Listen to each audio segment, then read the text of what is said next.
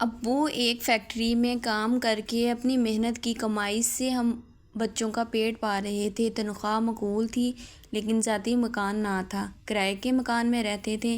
آدھی کمائی کرائے میں چلی جاتی تھی جس وجہ سے بڑی مشکل سے گزارا ہوتا تھا۔ امی قناعت پسند تھیں، کسی طرح گزارا چل رہا تھا، ورنہ 6 ماہ کے بچے کی کفالت آسان بات نہیں تھی۔ میں سب سے بڑی تھی، میرے بعد 2 بہنیں اور پھر 3 بھائی تھے۔ میٹرک پاس کر کے میں گھر بیٹھ گئی۔ روبینہ اور فریحہ اسکول جاتی تھیں۔ بھائی ابھی چھوٹے تھے۔ امی کچھ سلائی کڑھائی جانتی تھی۔ وہ گھریلو قسم کی خواتین تھیں اور کچھ ڈرپوک بھی تھیں۔ کوئی ستائے یا زیادتی کرے تو لڑنے جھگڑنے کی بجائے خاموش ہو جاتی تھیں۔ ان کی مسکین طبیعت کی وجہ سے محلے والے ان کو پسند کرتے تھے۔ ہم پہلے جہاں رہتے تھے اس محلے میں خان صاحب کا مکان تھا۔ ان کا بیٹا جوان تھا اور کافی خوبصورت تھا۔ یہ خوشحال لوگ تھے۔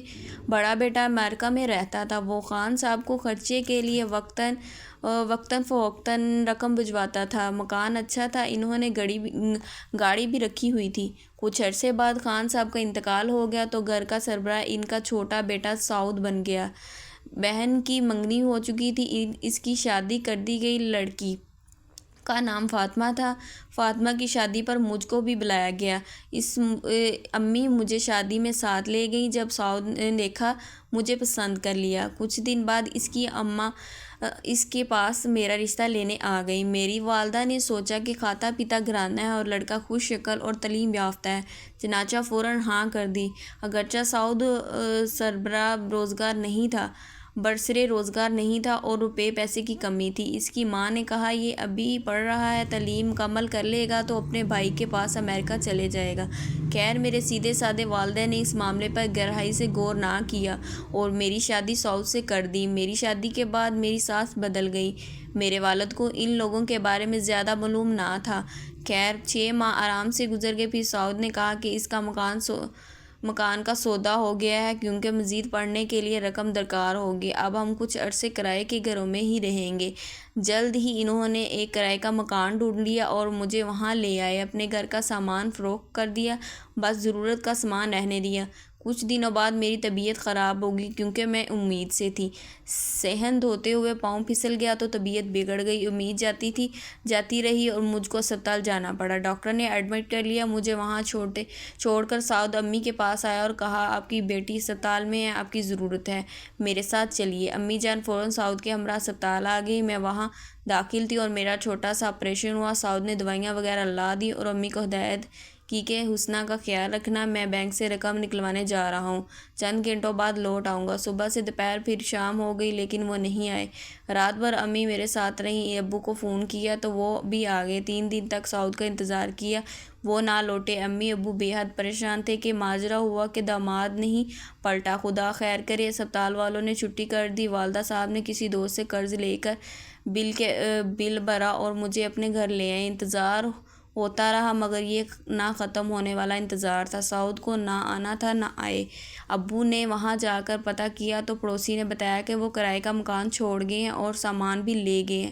اب صاف ظاہر تھا کہ دھوکہ ہوا ہے۔ سعود مجھ سے جان چھڑا گیا ہے۔ سعود کے ساتھ جتنے دن گزارے، پیار محبت سے ساتھ رہے تھے، مجھ کو یقین نہ آتا تھا کہ عمر بھر کا بندھن باندھ کر وہ یوں چھوڑ گئے ہیں۔ میں دعا کر رہی تھی کہ وہ خیریت سے ہوں گے، کوئی حادثہ پیش نہ آ گیا ہو۔ ان کی بہن کے گھر کا پتہ نہ تھا اور نہ ہی کسی کو علم تھا کہ کہاں سے پتہ کرتے۔ ابو نے صبر سے انتظار کا فیصلہ کر لیا۔ میں نے کہہ دیا کہ عمر بھر انتظار کرنا پڑے تو کروں گی۔ رات دن اپنے شوہر کو یاد کر کے روتی تھی اور ان کی سلامتی کے ساتھ لوٹ آنے کی دعا کرتی رہتی تھی۔ 6 ماہ بعد انہوں نے طلاق بھجوا دی۔ خط میں لکھا تھا کہ میری مجبوری ہے، بیوی کو ساتھ نہیں لے کے جا سکتا، اس لیے طلاق دے رہا ہوں کیونکہ مجھ کو مقررہ تاریخ کو امریکہ جانا، ورنہ ویزا کینسل ہو جائے گا، واپس جلد نہیں آ پاؤں گا، اس لیے آزاد کر رہا ہوں۔ نہیں چاہتا کہ بیچاری خواہ مخواہ میرے انتظار میں بوڑھی ہوتی رہے۔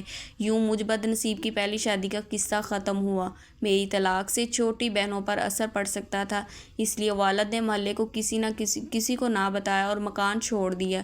ایک دوسرے علاقے میں کرائے کا مکان لیے لے کر والد صاحب وہاں سکونت پذیر ہو گئے، سکون سے رہنے لگے کہ عمر 60 برس سے اوپر تھی۔ پہلی بیوی کو فوت ہوئے عرصہ ہو چکا تھا، خدا نے انہیں اولاد کی نعمت سے محروم رکھا تھا۔ جب سے بیوی فوت ہوئی تھی اکیلے رہنے ہی پر مجبور تھے۔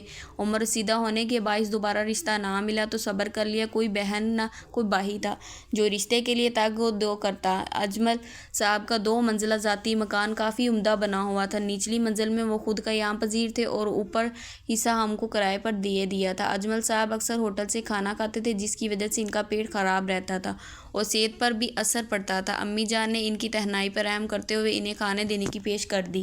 دونوں وقت کا کھانا ہمارے گھر سے جانے لگا تو وہ بشاش ہو گئے اور صحت بھی کافی اچھی ہو گئی۔ اجمل صاحب بہت نیک اور شریف انسان تھے مگر کرائے کے معاملے میں کافی سخت تھے۔ ہر ماہ کی تاریخ کو وہ کرایہ وصول کرنے آ جاتے تھے، 3 دن کی مہلت دیتے، اگر کرایہ نہ ملتا تو چوتھے روز جھگڑا شروع کر دیتے۔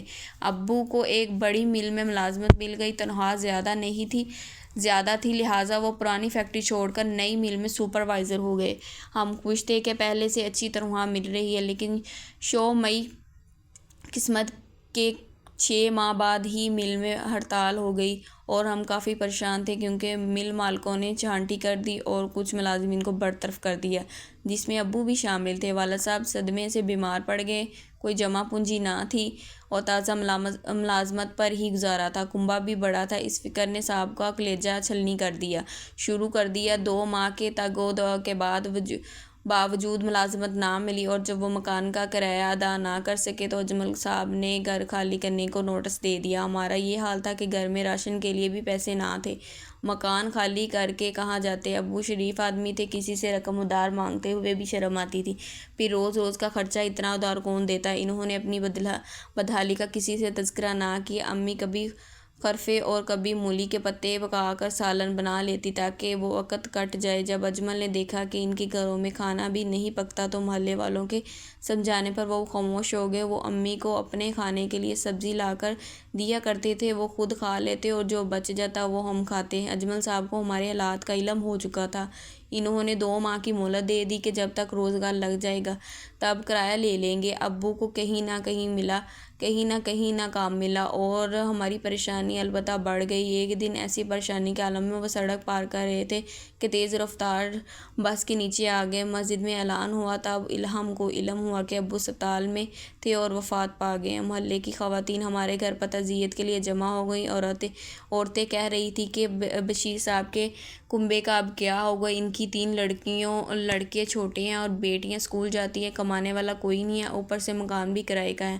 اجمل صاحب تو 4 دن بعد چلتا کر دیں گے، ان کو مفت میں نہ رکھیں گے۔ ابو کو فوت ہوئے دوسرا ہفتہ تھا کہ اجمل صاحب امی کے پاس آئے اور کہا، اب تم نے کیا سوچا ہے؟ کیا عدت کی مدت میں بھی اس مکان میں گزارا کرو گی؟ پہلے ہی 4 ماہ کا کرایہ تھا، تمہارے مرحوم شوہر واجب ہیں، آئندہ کرایہ کہاں سے دو گی؟ امی رونے لگی، کچھ سمجھ میں نہیں آ رہا تھا کہ کیا جواب دوں۔ کہنے لگی، حسنہ میٹرک پاس ہے، اس کو کہیں ملازمت پر لگوا دیں، آپ کی بہت احسان مند رہوں گی۔ اجمل صاحب نے جواب دیا، بجائے ملازمت کے اس کی شادی کسی ایسے آدمی سے کر دو جو تم کو تمہارے بچوں کو سر چھپانے کی جگہ دے دے۔ آج کل ملازمت میٹرک پاس کو کہاں ملتی ہے؟ ان کی بات درست تھی، BA پاس لڑکیاں دھکے کھا رہی تھی، مجھ کو ملازمت کہاں سے ملتی؟ لیکن ایسا رشتہ بھی کہاں سے ملے گا جو داماد بن کر سارے کنبے کا سہارا بھی بن سکے؟ اگر برا نہ مانو تو ایک بات کہوں، اجمل صاحب نے جواب دیا، ایسا رشتہ موجود ہے، تم ہاں کر دو تو لڑکا اچھا ہوگا تو ہاں کیوں نہ کروں گی، آخر بیٹی کی شادیاں کرنی ہیں۔ اجمل صاحب ذرا سا ہنسے، لڑکا تو نہیں، رشتہ کہوں، میں بھی کب سے ایک گھر بسانے کا خواہش مند ہوں، تمہاری لڑکی نیک اور شریف ہے، اگر مجھ سے اپنی بچی کا نکاح کر دو تو سب کو سہارا دے دوں گا، پھر تمہیں کہیں جانے اور مکان خالی کرنے کی ضرورت نہیں ہے۔ کیا کہہ رہی ہیں؟ اجمل صاحب قبر میں پاؤں لٹکائے بیٹھے، اور میری پھول جیسی بچی اور جو ابھی 16 سال برس کی ہوئی ہے، لوگ کیا کہیں گے کہ اتنی بڑی عمر کے شخص کو کیوں لڑکی بیاہ دی؟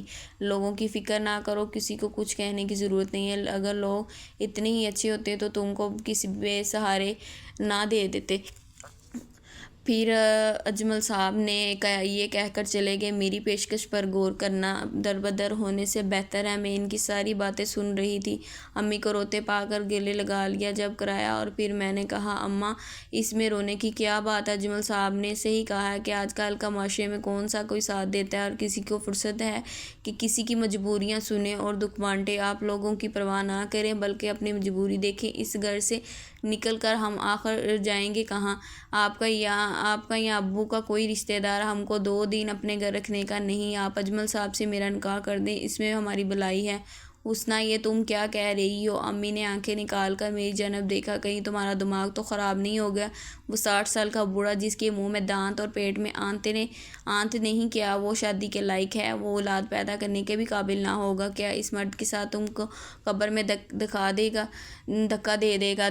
دے دو اماں، میری اکیلی کی قربانی سے سارے بہن بھائی دھکے کھانے سے بچ جائیں گے۔ لوگ بس اتنا کہہ کر چپ ہو جائیں گے کہ جانے کیا مجبوری تھی۔ اس نے پھول سی بیٹی بوڑھے کوسٹ کی جولی میں ڈال دی، اور مجبوری صاف ظاہر ہے کہ ہم کو رہنے کا ٹھکانہ چاہیے۔ اگلی روز اجمل صاحب نے اماں سے جواب مانگا تو انہوں نے کہا، تم اپنا یہ مکان میری بیٹی کے نام کر دو تو میں حسنہ کو تمہارے نکاح میں دے دیتی ہوں۔ اجمل میاں کے ہاں اولاد نہ تھی، اور اب جوان و خوبصورت بیوی مل رہی تھی، گھاٹے کا سودا نہ تھا۔ انہوں نے مکان نام کر دینے کی حامی بھر لی، اور پھر اماں کی عدت ختم ہونے سے پہلے میرا نکاح اجمل صاحب سے ہو گیا۔ محلے کے چند شرفا اس مکام میں شامل ہوئے، مگر سبھی دم بخود تھے کہ ایسے کیوں ہو رہا ہے؟ بیوہ نے یہ کیا کیا؟ اس سے تو اچھا تو خود اجمل سے نکاح کر لیتی۔ اب کسی کو کیا خبر کہ اجمل کی ڈیمانڈ میں ہی تھی کہ میری ماں نہیں۔ محلے والوں نے حسب توقع خوب باتیں بنائیں۔ کسی نے کہا اس عورت کو بیٹی پیاری نہیں تھی، مکان کے لالچ میں مردے سے بیاہ کر دیا۔ پیاری کیوں نہ تھی کہ حسنہ میری اولاد نہیں، مجبوری تھی۔ اگر اس کا اجمل سے نکاح نہ کرتی تو پھر سڑک پر بیٹھتی، کوئی 2 دن بھی مجھ کو بچوں سمیت اپنی چھت تلے پناہ نہ دیتا۔ کیا تم دے سکتی ہو؟ اس سوال پر اعتراض کرنے والی پڑوسن شرما گئی۔ ایسے ہی اماں نے 2-4 دنوں میں سب اعتراض کرنے والوں کو ٹھیک کر دیا، اپنی مجبوری بتا کر ان کے منہ بند کر دیے۔ یہ حقیقت تھی کہ اجمل نے 7 نفوس کا خرچہ اٹھایا اور میں قربانی دی تھی ان اپنوں کے لیے۔ اگر مجھے ایک اور زندگی بھی ملتی اور مجھ کو اپنی اماں اور ان کے بچوں کی خاطر قربانی دینی پڑتی تو وہ زندگی بھی ان کے ساتھ سکھ و پروار دیتی۔ اجمل شادی کے 10 برس بعد تک جیے۔ اس عرصے میں انہوں نے میری دونوں بہنوں کی شادیاں کر دیں، وہ اچھے گھروں میں بیاہ گئیں، بھائی تینوں پڑھ لکھ گئے اور نوکریوں پر لگ گئے، سبھی اپنے پیروں پر کھڑے ہو گئے۔ مجھے اجمل سے کوئی گلہ نہیں، بس افسوس ہے کہ اس بات کا کہ آخری دم تک میں ان کو یہ نہ بتا سکی کہ میں طلاق یافتہ تھی، اور آج بھی اپنے پہلے شوہر کی تصویر میرے دل پر نقشے ہیں۔ میں کبھی سعود کو نہ بلا سکی۔ اجمل کے دیے ہوئے مکان میں اپنی چھوٹی بھائیوں کے ساتھ رہتی ہوں۔ 2 بھائیوں کی ابھی تک شادی نہیں ہوئی، شادی کے بعد وہ بھی چلے جائیں گے۔ تب کا سوچتی ہوں تو لگتا ہے کہ زندگی تنہا کیسے بسر ہوگی۔ امی جان بوڑھی ہو گئی ہیں، ان کی دیکھ بھال میں سکھ ملتا ہے، مگر زندگی کا اصل سکھ آج تک نہیں ملا ہے۔ کاش سعود لوٹ آئے، ان کی ایک جھلک دیکھنے کو جیتی ہوں۔ بے شک انہوں نے بے وفائی کی، لیکن محبت کا کوئی نام نہیں، محبت پر کسی کا اختیار نہیں، اور محبت ایک بڑی طاقت ہے کہ جس کا کوئی مثول نہیں۔ ویڈیو اچھی لگے، کہانی سٹوری اچھی لگے تو آپ میرے چینل کو سبسکرائب کر لیں۔ ایسی مزید سٹوریوں کے لیے لائک اینڈ کمنٹ لازمی کریے گا۔ اگلی سٹوری آپ کو کس چیز پہ چاہیے، میں یہ سٹوری بہت محنت سے آپ کے لیے بناتی ہوں۔ ملتی ہوں اگلی سٹوری ویڈیو میں۔ اللہ حافظ، اسٹے ٹیون، اسٹے بلیس، فی ایمان اللہ۔ اللہ حافظ۔